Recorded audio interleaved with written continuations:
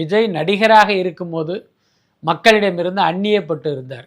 தனக்குள் ஒரு வட்டத்தை அமைச்சுக்கிட்டு அதுக்குள்ளாரையே ஒரு சேஃப் ஜோனில் வாழ்ந்துக்கிட்டு இருந்தார்.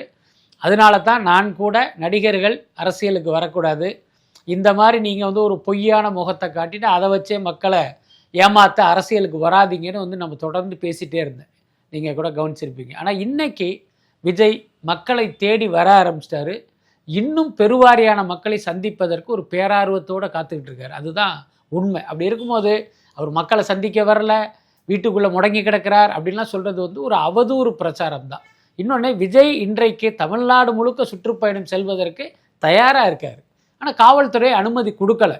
அனுமதிங்கிற பேரில் பார்த்திங்கன்னா அவங்க கடுமையான நிபந்தனைகளை விதித்து யாருமே இந்த கூட்டத்துக்கு வரக்கூடாது அப்படிங்கிற அந்த உள்நோக்கத்தோடு பல நிபந்தனைகள் இருக்கிறத பார்க்குறோம். ஒன்றும் இல்லை, இப்போ சமீபத்தில் சீமான் திருச்சியில் ஒரு கூட்டம் போட்டார்.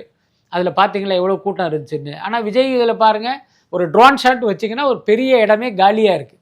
பல பேர் அப்படி சம்மணம் போட்டு உட்காந்து அப்படியே அங்கங்கே உட்காந்துருக்கிறத பார்க்குறேன். ஏதோ ஒரு மெரினா பீச்சில் உட்காந்துருக்கிற மாதிரி மக்கள் உட்காந்துருக்காங்க. என்ன காரணம்? ஒரு 5 லட்சம் பேர் 2 லட்சம் பேர் இருக்கிற இடத்துல நீங்கள் 5000 பேர் வச்சு கூட்டம் நடத்தினா என்னவாகும்? அப்படி தான் அதை நம்ம பார்த்துக்கிட்டு இருக்கோம்.